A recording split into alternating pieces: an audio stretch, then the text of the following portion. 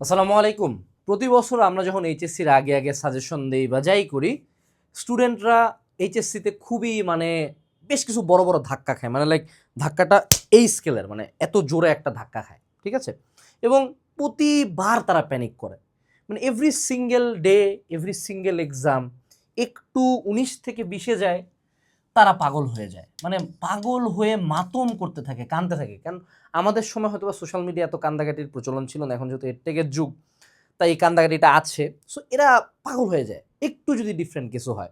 So আজকের এই ভিডিওতে এইচএসসি পরীক্ষার ক্ষেত্রে, এইচএসসি পরীক্ষার সময় তুমি কি কি রিয়ালিটি চেক খাবা সেইটা আমি আজকে জানাবো। কয়েকটা পয়েন্ট আছে কি কি রিয়ালিটি চেক তুমি খাবা, কি কি ঘটবে তোমার সাথে। কাজ আমি অলওয়েজ একটা কথা বলি যে হোপ ফর দ্য বেস্ট। হ্যাঁ, আমি দোয়া করি এগুলার একটাও তোমার সাথে না ঘটুক, but prepare for the worst. সবচেয়ে খারাপটার জন্য রেডি তোমাকে থাকতে হবে। কারণ যেটা দেখা যায় যে তোমরা আসলে খুব ফুল পাতার সুন্দর একটা দুনিয়ার ধারণা নিয়ে যাও, যখন দেখো যে আরে দুনিয়া তো ফুল পাতার মতো না, এত সুন্দর না তো, হ্যাঁ দুনিয়া তো অনেক খারাপ, এইচএসসি পরীক্ষা অনেক খারাপ, তো শিক্ষামন্ত্রীকে তখন গালি দাও, আমাকে গালি দাও, সবাইকে গালি দাও, কিন্তু তোমার প্রতি কোনো গালি থাকে না। সো যে জিনিসগুলো আমি বলে রাখবো এগুলো এক্সপেকটেশনে রাখবা। ইট ডাজেন্ট মিন মহান আল্লাহ তাআলা বাদে কেউই জানান না কি হবে তোমার ব্যাচের বেলা, বাট এগুলো নর্মাল ট্রেন্ড। আমি 2018 সালে এইচএসসি দিছি, এখন এইচএসসি 28 পর্যন্ত মার্কেটে আছে। সো 10 ব্যাচেস দেখছি এগুলাই ঘটে। সো প্রথম যেটা, you can not revise everything. তুমি এত বছর ধরে 4-5টা রাইটার পড়ছো, 4-5টা অনলাইন কোর্স করছো, ইভেন প্রতি সাবজেক্টের একটা করে সাইকেল, প্রতি 3টা করে চ্যাপ্টারের জন্য একটা করে সাইকেল কিনছো। যতবারই আমি একাডেমিকটা অ্যাডমিশন কোর্সের নাম বলছি তোমার পছন্দ হয় নাই, বাট তখন তুমি রিয়েলাইজ করবা যে আচ্ছা আমার পার চ্যাপ্টার যদি 35 আওয়ার্স লেকচার হয়, এটা কখনোই আমি পরীক্ষার আগে রিভিশন দিতে পারবো না। এবং তখন আমার একটা দুটা চ্যাপ্টার না, তখন পুরা বইয়ের কথা হচ্ছে। সো তুমি তখন ফার্স্ট অফ অল তখনই কিন্তু চলে আসে হলো ওয়ান শটের বিষয়টা। কেন আমরা ওয়ান শট দেই? কারণ তখন নিডটা চলে আসে। কারণ 80% স্টুডেন্টের সিলেবাস শেষ হয় নাই। আমি যতই বলি তোর সিলেবাস শেষ হয়েছে, ট্রাস্ট মি তোমার সিলেবাস শেষ হয় নাই। ফলশ্রুতিতে তুমি বুঝো যে না আমি সব যেহেতু পড়তে পারবো না, তাই যতটুকু ইম্পর্টেন্ট টিচাররা যতটুকু বলে দেওয়ার চেষ্টা করে ততটুকুই তুমি পড়ে যাওয়ার চেষ্টা করো। এখন টিচারদেরও এটা চেষ্টা। I can not predict questions, basically প্রত্যেকটা টিচার যে এক্সামে, যেমন বাংলা প্রথমের ক্ষেত্রে আমরা একটা গ্যাম্বল নিয়েছিলাম, আমরা 400 এমসিকিউ সলভ করাইছি। উই এক্সপেক্টেড মেবি 2টা থেকে 5টা হয়তো অ্যাটলিস্ট আসবে, কারণ 400 এমসিকিউ করে যদি 5টা আসে still that's a win, right? But 1-2টা হয়তো বা আসছে, বাকি কিছু আসে নাই। সো প্রত্যেকটা টিচার যেটা করে, প্রতিটা প্ল্যাটফর্মও যেটা করে, সাজেশন দিয়ে দেয়, হ্যাঁ তারা দোয়া করে যাতে কমনটা আসে। কমন আসলে ওকে, আমি সিগমা, যেমন আমাদের বাংলা দ্বিতীয় পত্র 80-90% কমন পড়ে গেছে, ভাই আমি দেবতা, আমি গোটেড একটা টিচার, গোটেড প্ল্যাটফর্ম, এদের সাজেশন কাজে লাগে। যে সাবজেক্ট কমন পড়বে না ওই সাবজেক্টে দেবে টিচার চুপচাপ বসে আছে। এবং বাংলা প্রথম পত্র এই বছর কারোই পড়া নাই। সিকিউ সবারই কমন পড়ছে, সিকিউ যা লিখে দিয়েছিলাম, এবং আমি নিজে ক্লাস নিয়েছিলাম যেটা, ওরা থেকেও সিকিউ সব আসছে, কিন্তু এমসিকিউ ইজ প্রেডিক্টেবল না, হয় নাই প্রেডিক্ট, কিছু করার নেই।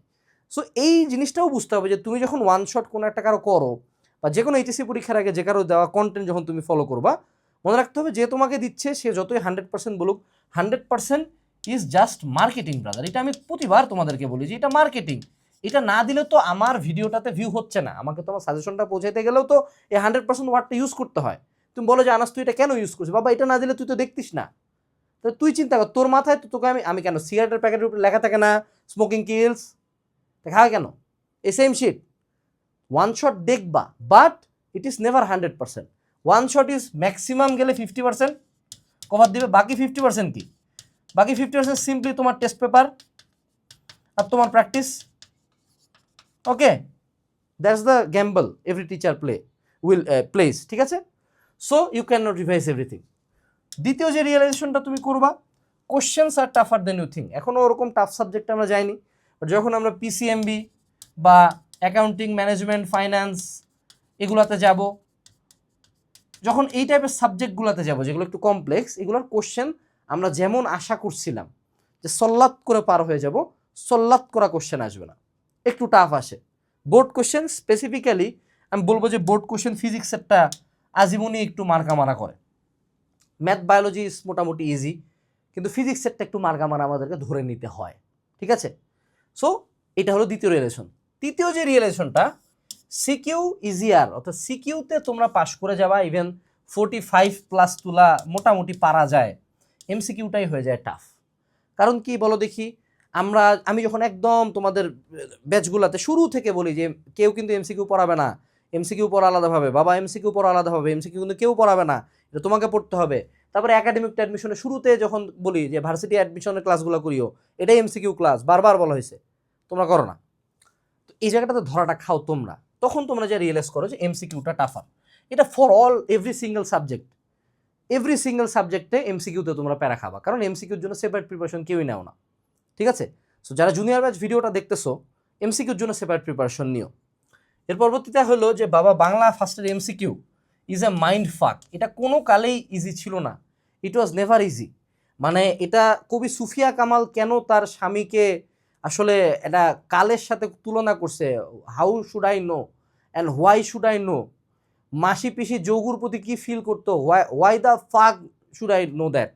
মানে এখানে হলো বেসিক্যালি কি অনুভূতি টাইপের মালপাতি, হ্যাঁ, লাইনের ভিতরে লাইনের ভিতরের ফিলিংস, লাইনের ভিতরে ফিলিংস বুঝার লাগে, এটা কেউ বলতে পারে না।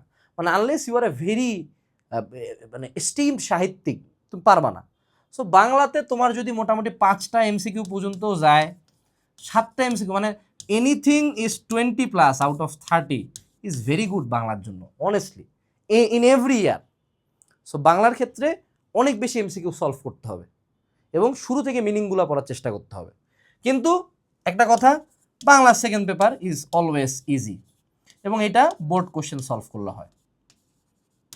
English is all about practice and lakh. অর্থাৎ ইংলিশে আমাদেরকে আবার একটা গ্যাম্বল নিতে হয়। যেমন তোমাকে কেউ বলে দিতে পারে যে 5টা সিন পড়ে যাও, চলে আসবে না। রিঅ্যারেঞ্জ 70টা পড়ো, চলে আসবে না। যেমন ইংলিশ ফার্স্ট পার্টে যদি কোনো কারণে রিঅ্যারেঞ্জ গেছে, তার মানে প্লাস গন, রিঅ্যারেঞ্জ গন প্লাসও গন, এটা মনে রাখবা। দ্বিতীয় যেটা হলো English is all about practice. English তুমি কখনো ডিরেক্টলি হুবহু কমন ফেলানো যায় না। যেমন এই বছর থিম পড়া নাই, কিছু কোশ্চেন বোর্ড থেকে দিছে, আগের 1-2 বছরে যাবা বোর্ড থেকে কোশ্চেন দিবে না, কি করবা? ইংলিশ সেকেন্ড পেপারও ইজ অলওয়েজ অ্যাবাউট প্র্যাকটিস তোমার, এবং আশা করতে হবে যে লাক যাতে তোমার ফেভার করে। ইংলিশের ক্ষেত্রে লাস্ট 5 ইয়ার্সের অল বোর্ড কোশ্চেন সলভ করাটা সাজেস্টেড, ঠিক আছে? যদি ওখান থেকে তুললে ভালো, নাইলে ইট ইজ অলওয়েজ অ্যাবাউট বানায় লিখতে হবে, দ্যাটস ইট। এখন দেখো আরেকটা জিনিস মনে রাখতে হবে, one paper will be made sheet. অর্থাৎ সামনে তোমরা ধরো এটা করার সম্ভাবনা অনেক বেশি, ফিজিক্স ফার্স্ট পার্ট বা সেকেন্ড পার্টের মধ্যে কোনো একটা পেপার কুত্তা মারা টাইট দিবে, হয় সিকিউ টাইট দিবে, না হয় এমসিকিউ টাইট দিবে, কোনো একটা পেপারে টাইট দিবে। ভাইয়া যদি না দিলে ভালো, আমার তো কিছু করার নেই, কিন্তু ধরে রাখতে হবে এটা অ্যাটলিস্ট, যাতে যখন ধাক্কাটা, আমি যদি তোমাকে বলি শোনো কিছুক্ষণ পরে ভূমিকম্প আসতে পারে, কিন্তু আসলো না, গুড, আসলে you are ready for that sheet, right? So যে কোনো একটা পেপার, পিসিএমবি বা তোমার অন্যান্য বিভাগের যারা আছো, যে কোনো একটা পেপারে সিকিউ বা এমসিকিউ অথবা আরও খারাপ হইলে বোথ শিট করবে। যেমন 2018 সালে ফিজিক্স ফার্স্ট পার্টের কোশ্চেনের এমসিকিউ সিকিউ দুটাই ছিল, oh my god, that was some next level shit man. So হইতেই পারে এটা। আরেকটা কথা হলো, some people will always do best no matter what. যেমন এবার আমরা বাংলার অ্যাভারেজ মার্ক হিসাব করছি মেবি 18 থেকে 21, this is the average student 18 থেকে 21 পাবে বাংলা ফার্স্ট পার্টে এমসিকিউতে। আমরা এমনও স্টুডেন্ট পাইছি যে বলছে ভাইয়া আমি 28 পাবো, ভাইয়া 2টা গেল, আমি খুব ডিপ্রেশনে আছি।